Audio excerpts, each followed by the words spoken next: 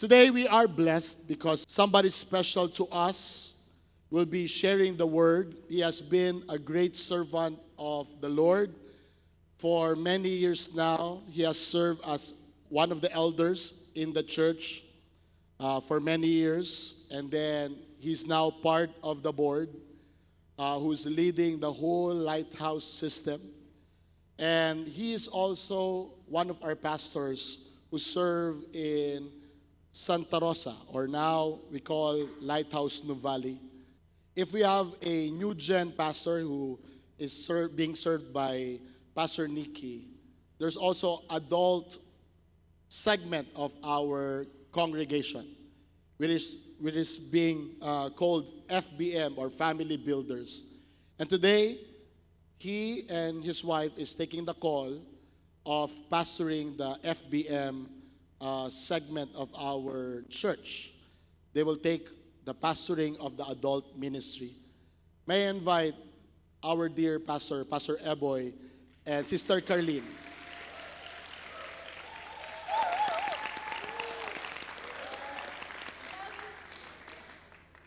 Thank you for saying yes to the Lord in helping me and this church take care of our adult ministry.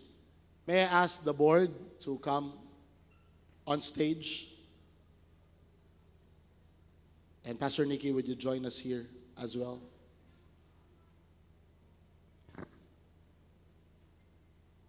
Dear friends, they'll be around to help us, in taking care of the Family Builders, who is being, run by very good volunteers, but just to take care of them and making sure that they are well, Pastor Eboy and Sister Carlene will help in leading our adults ministry. May I ask everyone to stand up?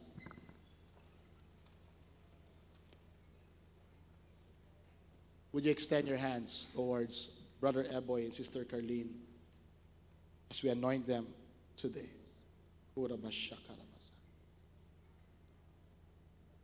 Father, today we anoint our pastors. They said yes to the call of taking care of the adults of your Central Alabang. And I pray in the name of Jesus that you will allow anointing to flow in their lives, oh God. That they'll be wise. That your love will just continue to abound in them. That they'll become extensions of your grace towards the families, towards the adults, oh God, for the men, the women, oh Lord, and the seniors. Lord, let their love be a foundation of the things that you will do so that your adults ministry will prosper. Father, that you will give them strength, you will give them long life, you will give them health. Lord, you will give them resources so that they'll be able to serve many families. And as the Bible tells, through you, many families on the earth will be blessed. So Father, today we anoint Pastor Eboy, Sister Carlene, as you use them as your servants in taking care of the adult ministry here in Lighthouse Alabang. Father, we lift them up to you and we declare their ministry to be victorious and blessed because you are the one who called them. And with the congregation, we speak our support, we speak our love, and we speak, Lord, our blessings towards them. You will bless them and their families. Father, today, in the name of Jesus, we declare them anointed and we dedicate them up to you in Jesus' name. Can we appreciate the Lord for the love and life of our God bless you. Thank you, dear board. Amen. Amen. Amen. Amen.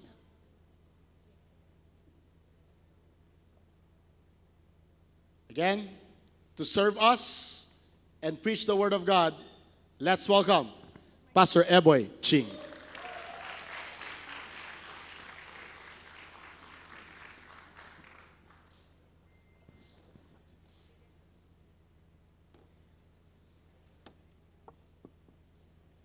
Thank you. Good morning. Can we give the Lord our best clap offering, please?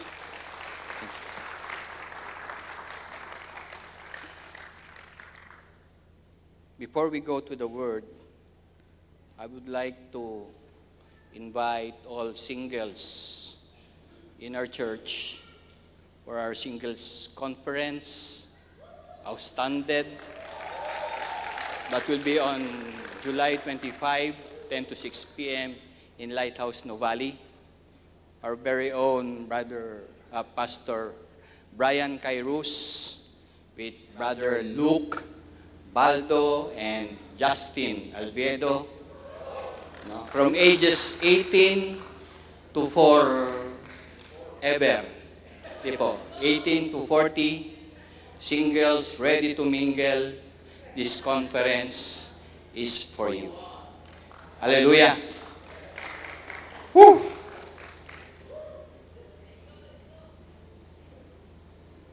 I miss standing behind this sacred pulpit. It's been quite a while. And today is Father's Day. Pwede po ba natin palakpakan ang mga tatay? And because today is Father's Day, we will going to talk about serving God through our work to generate wealth. Because I believe, katulad ko rin, most of the fathers here, during our adult life, tayong mga tatay, we spent time working to provide for our family. Our life spent in the marketplace, kung saan 8, 10, even 12 hours a day, lalo na yung mga OFW na 1-2 years bago umuwi,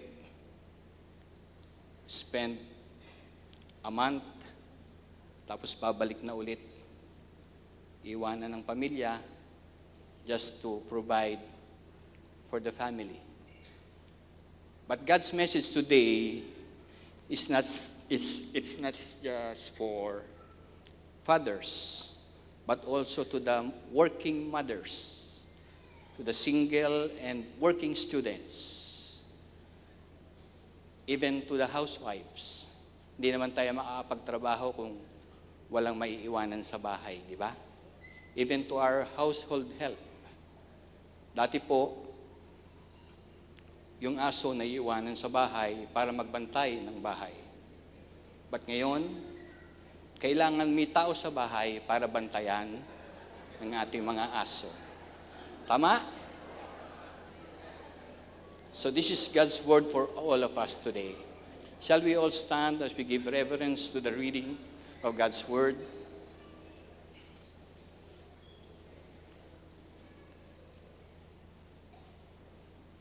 Can you please read this out loud for me? 1, 2, and 3. Hallelujah. This is the title of our preaching today. Do not forget the Lord. And let me read this for you. Deuteronomy chapter 8, verse 1 to 20. It says, "Be careful to follow every command I am giving you today, so that you may live and increase and may enter and possess the land the Lord promised on oath to your ancestors. Remember how the Lord, your God, led you all the way in the wilderness these 40 years to humble and test you in order to know what was in your heart, whether or not you would keep His commands. He humbled you, causing you to hunger, then feeding you with manna, which neither you nor your ancestors had known, to teach you that man does not live on bread alone, but on every word that comes from the mouth of the Lord. Your clothes did not wear out, and your feet did not swell during these 40 years. Know then in your heart that as a man disciplines his son, So the Lord your God disciplines you. Observe the commands of the Lord your God, walking in obedience to Him and revering Him. For the Lord your God is bringing you into a good land, a land with brooks, streams, and deep springs, gushing out into the valleys and hills, a land with wheat and barley, vines and fig trees, pomegranates, olive oil, and honey, a land where bread will not be scarce, and you will lack nothing, a land where the rocks are iron, and you can dig copper out of the hills. When you have eaten and are satisfied, praise the Lord your God for the good land that He has given you. Be careful that you do not forget the Lord your God, failing to observe His commands, His laws, and His decrees that I am giving you this day. Otherwise, when you eat and are satisfied, when you build fine houses and settle down, and when your herds and flocks grow large, and your silver and gold increase, and all you have is multiplied, then your heart will become proud, and you will forget the Lord your God, who brought you out of Egypt, out of the land of slavery. He led you through the vast and dreadful wilderness, that thirsty and waterless land. With its venomous snakes, scorpions, He brought you water out of hard rock. He gave you manna to eat in the wilderness, something your ancestors had never known, to humble and test you, so that in the end it might go well with you. You may say to yourself, my power and the strength of my hands have produced this wealth for me.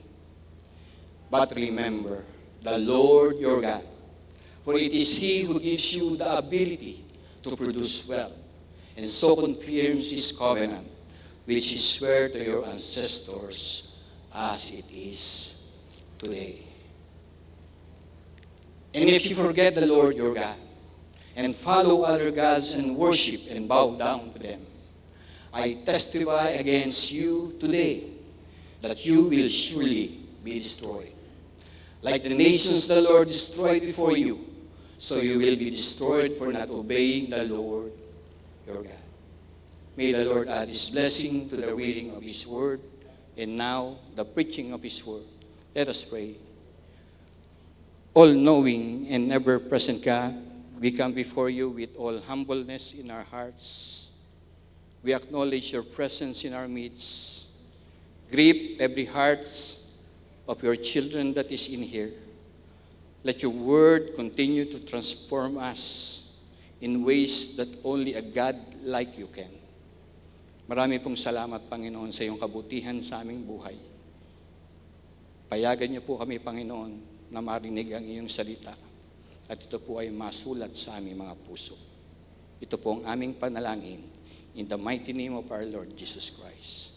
And all God's people will say, okay, can we give the Lord our best clap offering? You may take your seats.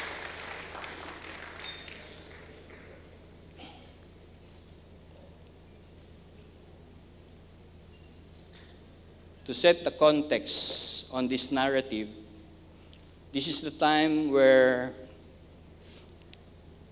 the Israelites, from living 40 years in the desert, is now ready to possess the promised land.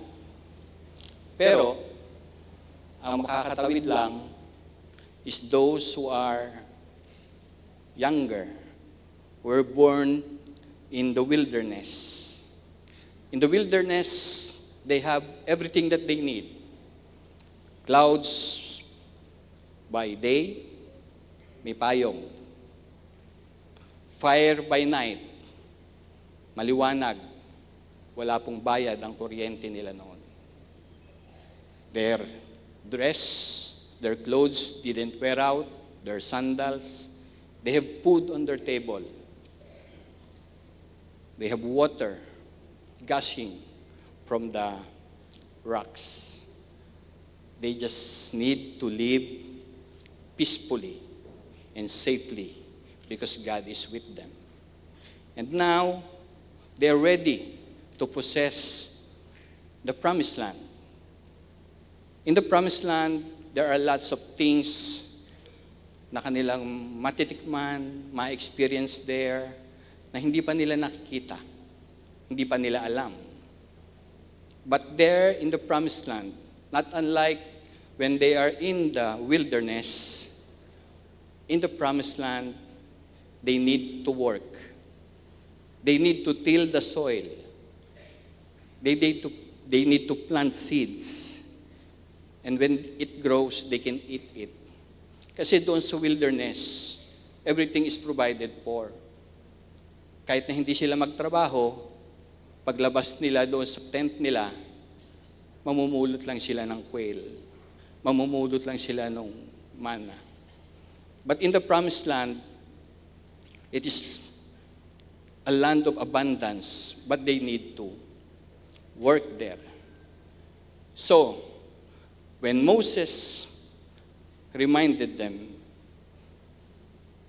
he issues this vital reminder that abundance brings its own set of spiritual challenges. Na pagdating nila doon sa promised land, galing sa wilderness, hindi ito madali. Hindi ito basta masarap lang. So prosperity can be a dangerous catalyst for pride, potentially leading to a heart of forgetfulness. Baka pagdating nila doon sa promised land na kung saan masarap ang mga kakainin at maraming mga bagay na matitikman, makalimutan nila ang Panginoon. So this message serves as a warning to remain humble and thankful, ensuring that the blessings of the land do not eclipse the giver of all good things. Nakalimutan ko po yung aking forgetfulness. Kailan nating madalas makalimutan kung nasa ng salamin natin? Nandito lang pala sa ulo. We are forgetful. So in their context, during those times, in their time, the context is from the wilderness, preparing them to enter the promised land. In the context of our time today,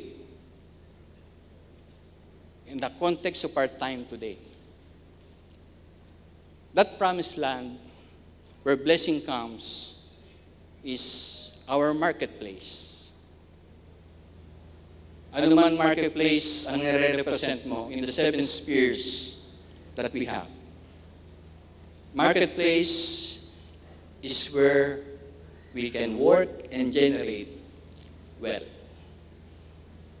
In our time, the promised land is where we work, where we generate our wealth. Diyan tayo magkakaroon. Pumasok ka lang. Gumising ka na maaga, pumasok ka lang.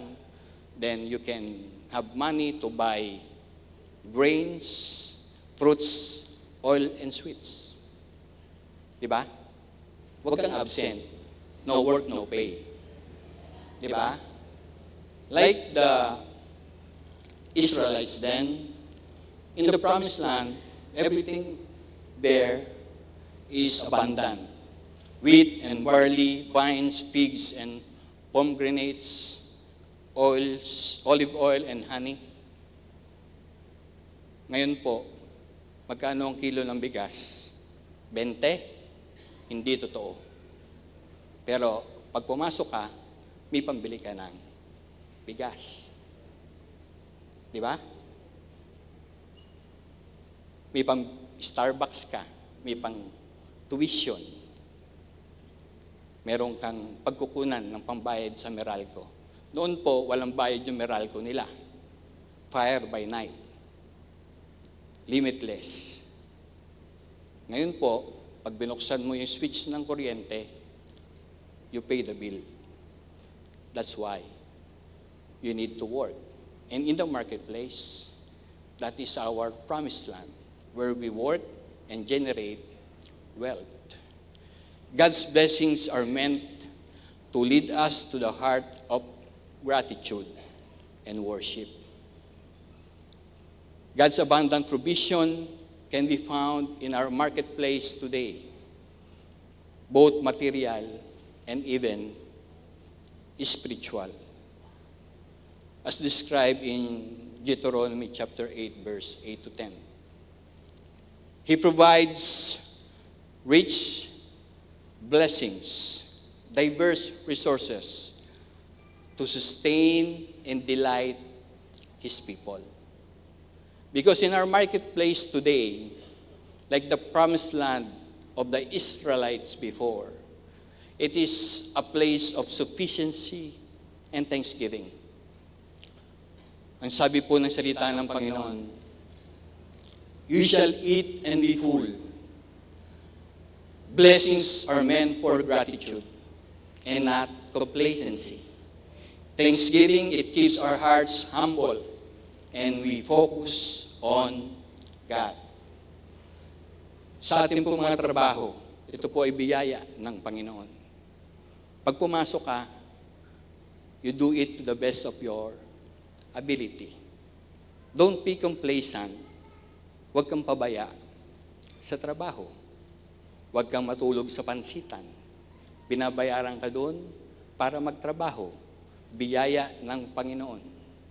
So when we go to work to generate wealth, there it is a blessing that we need to honor the Lord.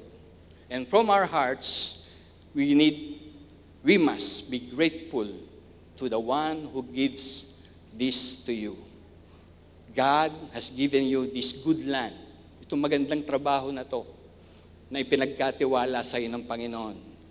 This is God's gift to you to provide for your family.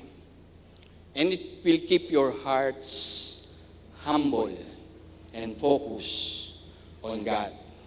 Ano man ang iyong trabaho, ano man ang iyong negosyo, ano man yung iyong racket o side hustles, it is a place of sufficiency.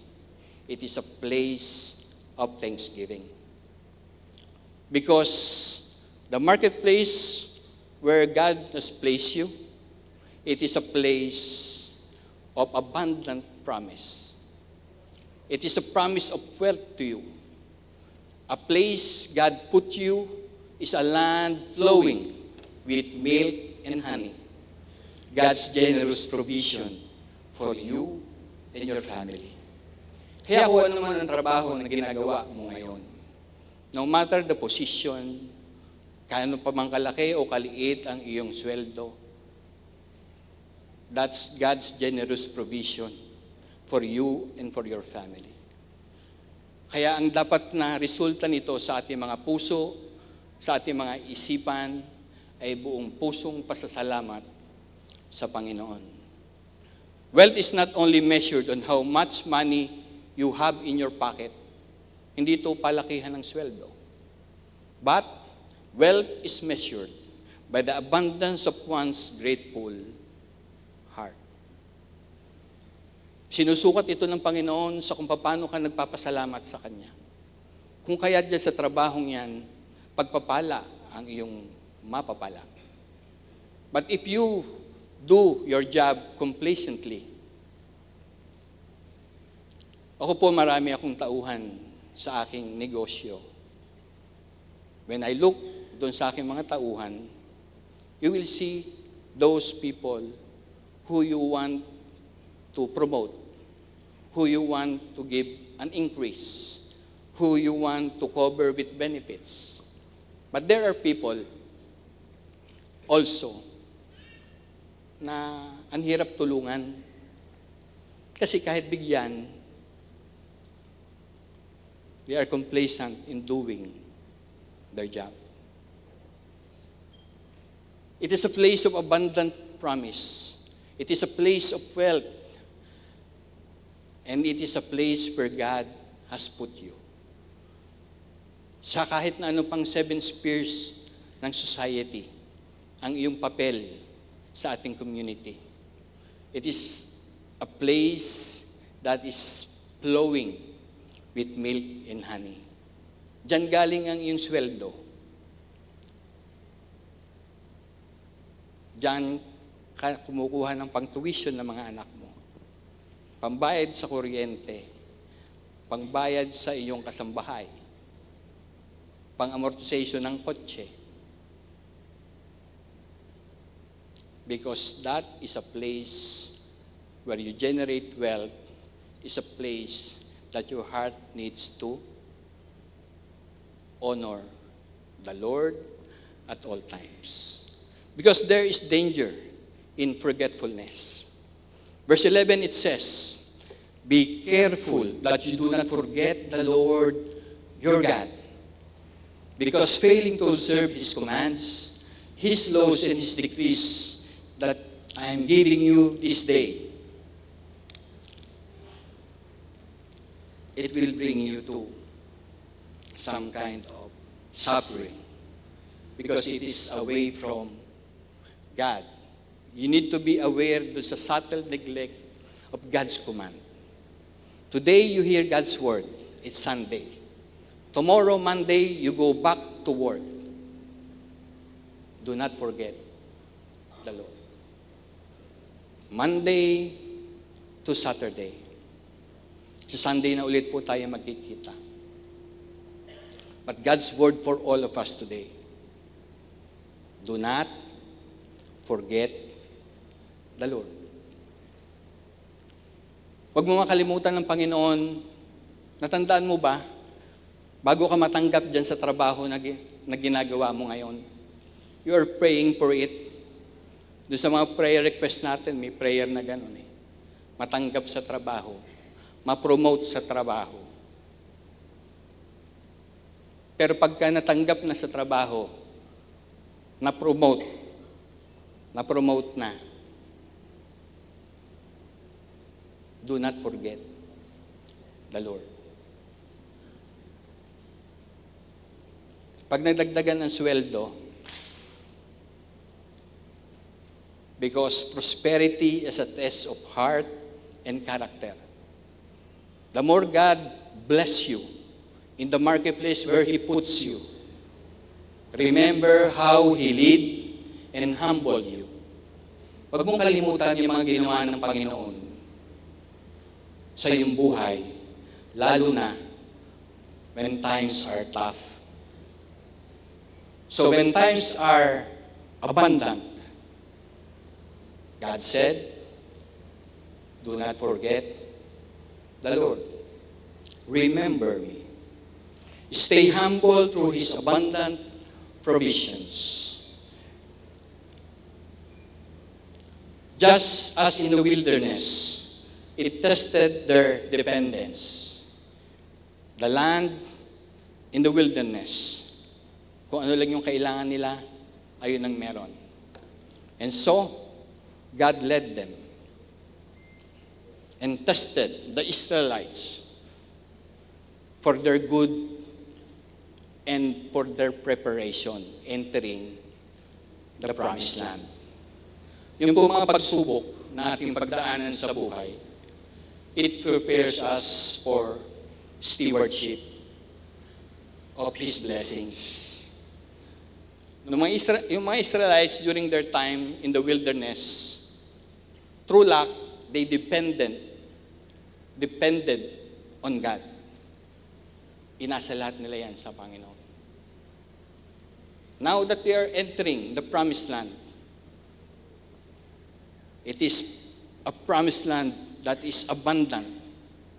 Now, they depend still to God for the things na kanilang matitikman doon sa lupang ipinangako. Trials and challenges prepare us for stewardship of blessing. I remember when at 17, ang una ko pong trabaho, I came from a poor family. Ang tatay ko po ay jeepney driver na nanlalabasan lang at pag wala siyang ibabiyahe na jeep, siya po ay barker. Yung tumatawag ng pasahero para bigyan ng barya. And at 17, my first job is a car wash boy. Naghuhugas po ako ng 17. Hindi. Age ko 17. Naghuhugas po ako ng 10 jeep gabi-gabi for 20 pesos each. So I have 200 a day. 100 kinanay, 100 for me so that I can go to school. It's a back-breaking job. And at 20, sabi ko nga sa inyo, tulad ng mga tatay dito, most of our adult life ay nagtatrabaho na. And at 20, 21, as a young father, maaga po ako lumandi eh. No? Working in a multinational company during the day, and I go to school at night. Yung mga taon na yon, mahaba na yung 4 na oras na tulog ko araw-araw. And with all the business bankruptcy and health challenges that we encountered along the way, God has prepared us to this day for stewardship of His abundant blessing. Ang mga bagay na yon na aming pinagdaanan ay mga bagay na naghanda sa amin para sa Kanya mga ipagkakatiwala, hindi namin siya makakalimutan. Can we give the Lord our best clap of praise? Ang una ko pong trabaho, maghugas ng jeep. 10 jeep gabi-gabi. Ang bilis ko yata maghugas. No? Ang galing ko doon, walang pressure washer, hose lang. Pero alam niyo po, sa kabutihan ng Panginoon, hindi namin nakakalimutan na Kanyang kabutihan. Now, I drive a Jeep Wrangler.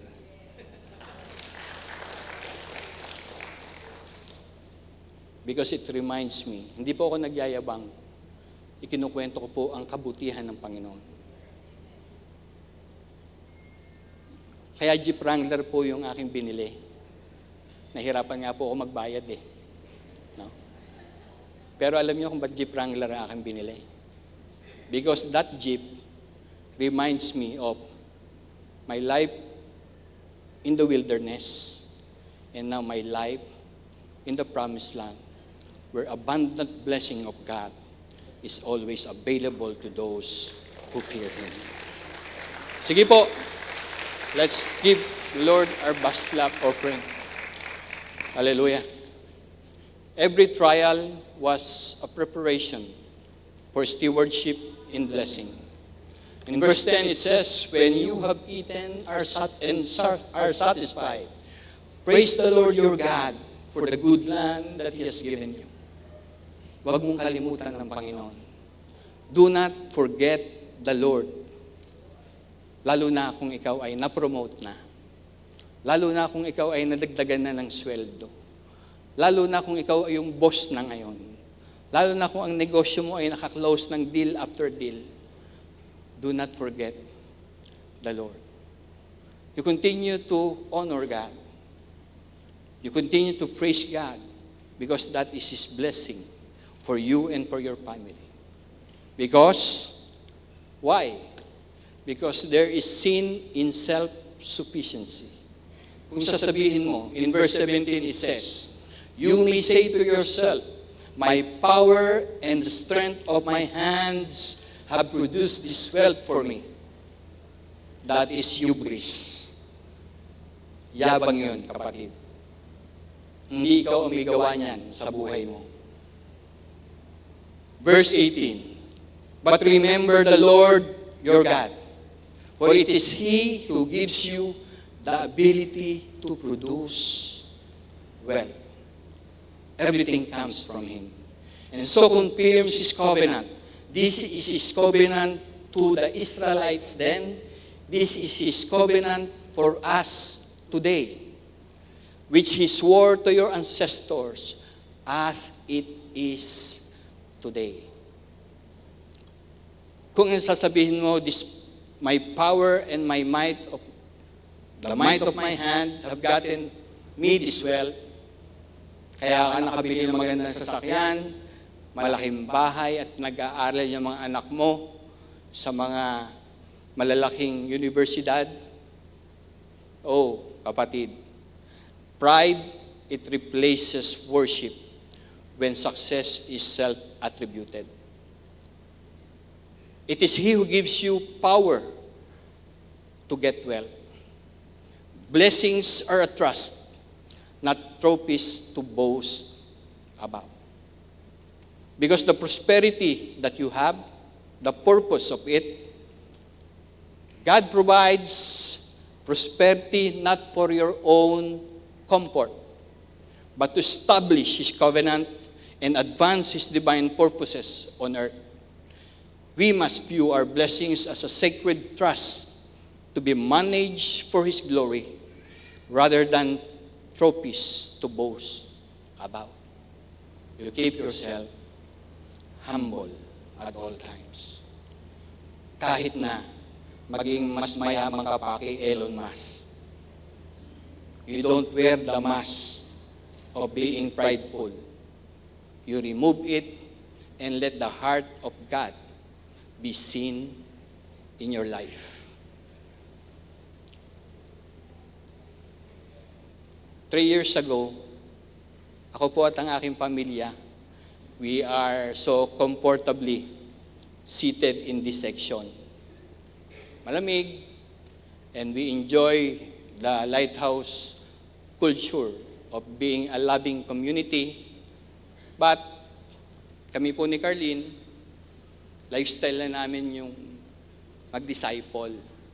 So MFL after MFL, hindi kami tumitigil. But during the pandemic, na lahat ng buhay natin ay ginulo, hanap buhay, negosyo, ay ginulo ng pandemic, I suffered a major heart attack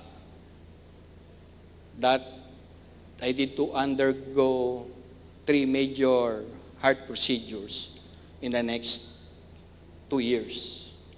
I have 7 stents in my heart. Iron Man. Bakal-bakal na puso.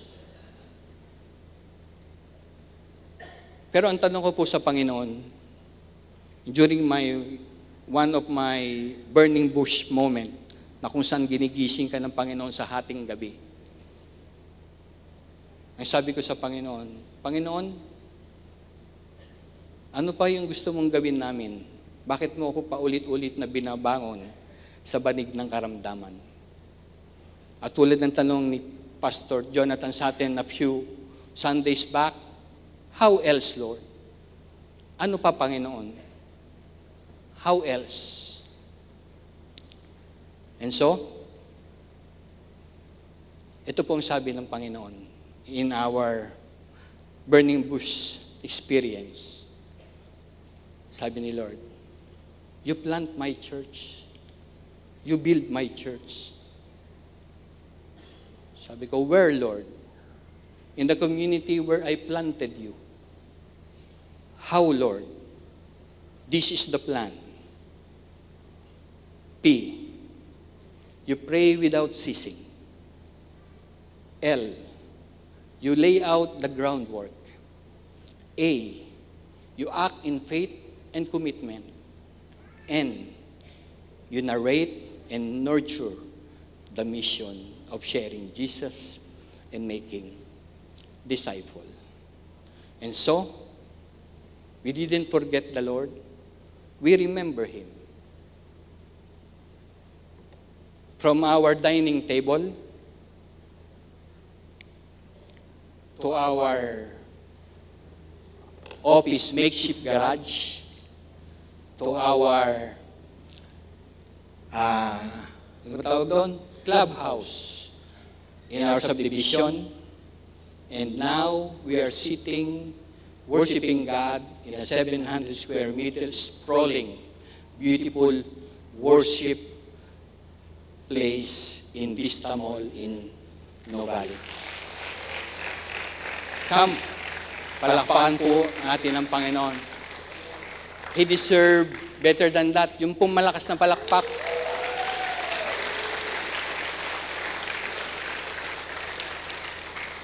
Kasama ko po yung mga pinanalangin naming mga pamilya. Yung mga taga Lighthouse Mo Valley. Can you please stand to be recognized, please? Woo! Hallelujah! Sinamahan po nila ako. Baka daw hindi nyo ako isoli doon sa Nuvali. No, we worship the same God. And we are all one lighthouse. And God said in Zechariah chapter 4 verse 10, do not despise these small beginnings. For the Lord rejoices to see the work begin, to see the plumb line in Zerubbabel's hand. You don't forget the Lord. You remember God in every season of your life. Because there is a consequence of forgetting God at work while generating wealth. Sabi po ng salita ng Panginoon, if you forget the Lord your God, you shall surely perish. You will know that He is Lord. Kung gumawa ka ng mabuti at hindi ka gumawa ng mabuti, you will know that He is Lord. So there is consequences when you forget God. Anywhere, everywhere, in the marketplace, because it is our mission field. And we need to be grateful for that blessing that comes from God. And God's call for us is faithful obedience. At work and with our wealth, may laman man ng iyong bulsa, wala man laman yung bulsa mo, marami man laman ang bulsa mo. The response God desires is a life of continuous remembrance and devotion. Remember God by walking in His ways. Not only on Sundays, but from Monday to Saturdays, especially on Sabbath day, Sundays. Keep His commands through every season. Mahirap man ang buhay, pagpalain man ang buhay mo, huwag mong kalimutan ng Panginoon. You honor Him in times of trials and times of prosperity. Whether in want, whether in need, whether in plenty, you remember God. Because faithful obedience is what God wants from us. Mabilis lang po ako mag-preach. I would like to just put this in your heart. God's word for us today is this. We need to reflect on it. Reflect and commit to remembering God daily. At work and with your wealth. Prosperity is not the enemy of faith. Forgetfulness is. I'll repeat it again. Prosperity is not the enemy of faith. Forgetfulness is. Remember the Lord, for He alone is the source of every blessing. Can we give the Lord our best love offering, please?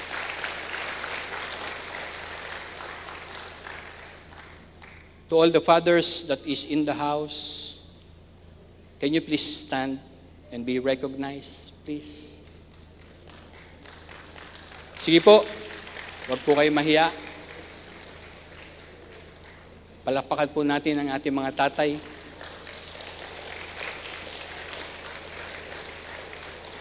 We appreciate all your hard work, all your sacrifices, all your adult life spent in providing for the family. Alam ko po, baluktot na ang mga balakang nyo. Malakas na ang tibok ng mga puso nyo because of the pressures. Nagtiis ng gutom, nabasa ng ulan, naplatan, sanay na mapagalitan, magtiis ng samot-saring pagsubok sa ating mga trabaho. we appreciate all your hard work and sacrifices.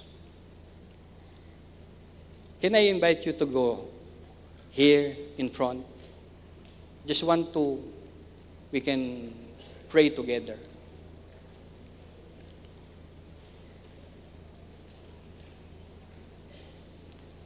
While we appreciate all your sacrifices and hard work, today is Father's Day. Di ba? But today, we don't forget that it is the Father in heaven that we need to honor. Ang Diyos na nagbigay sa atin ng lahat ng pagpapala, ng trabaho, ng karunungan, ng kalakasan, ng pagkakataon. So that we can work, so that we can generate wealth. The source of that blessing, every blessing, it only comes from the Father who is faithful, who is true. Marami pong salamat. Pero mas maganda na mula sa ating mga puso, sa Diyos Ama, tayo magpapasalamat. And we honor Him today. Can we all stand? God's word for us today is not for these wonderful fathers in front, but also to the working mothers there, the singles and the working students there, to our young people na ipiniprepare ng Panginoon sa mga ganitong buhay pagdating ng panahon. This is God's word for all of us. Mga kapatid, do not forget the Lord. You remember Him. Kahit paano ang gawin mo, kahit saan ka padalhin, anuman ang iyong pagdaanan, anuman season ng iyong buhay, nung bata ka, ngayong matanda ka na, ngayong nag-retire ka na, do not forget the Lord. He is faithful. He has sustained you until today. He loves you. He provided for you. Never leave you. Never forsake you. But He continue to sustain you. But deep in our hearts, mga tatay, mga kumpare, mga kaibigan, hindi ito usapang lasing. Usapan ito sa harapan ng Panginoon. You do not forget the Lord. May I call on the Levites here? Let's extend our hands to all the fathers here. Let us pray. Lord our God, we come before you and unto your feet receive our worship. These are your children, the sheep of your pasture, the fathers in the house. Lord, sustain them, empower them, allow them to experience your goodness, your loving kindness every day, that in their hearts they will not forget, but they will always remember that you are Lord and God and the source of all this blessing. Maraming salamat, Panginoon, for all the opportunities, for the wisdom, for the strength, for the protection and provisions that we can provide for all the things that we need for our family. Ikaw ang Diyos na makapangyarihan, nagbigay ng iyong pagpapala sa buhay ng aming mga tatay na nasa iyong harapan. As we bow down before you, Lord, recognize the humbleness of the heart of your people na sa kanilang buhay, Panginoon. They will stand to honor you. They will stand to remember you. They will stand to be a good example, to love their wives, their children, their grandchildren. And so, in everything that we do, we give honor to your name. Hindi namin makakalimutan, Panginoon, ang kabutihan mo at katapatan mo sa aming mga buhay until you call us home. Write this down in the tablet of the hearts of your people, for they are the sheep of your pastures. Embrace them, provide for them, give them hope, use them for the furtherance of your kingdom. Hindi namin makakalimutan, Panginoon, ang ipinagagawa mo sa aming buhay. Share Jesus and make disciples. And to our mothers who are also working mothers, we honor them for partnering with these fathers to provide for the family. Salamat po, Panginoon, sa buhay ng mga nanay, sa buhay ng aming mga anak, sa bawat leaders na narito. Kapangyarihan mo, Panginoon, ang aming baunin. As we depart from this place, we will never forget that you are God. Marami pong salamat. We give you praise, honor, and glory. And all God's people will say, Amen. Palakpakan po natin ang Panginoon.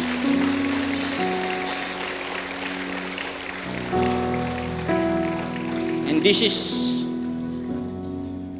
the parting words of God for us, for all of us today.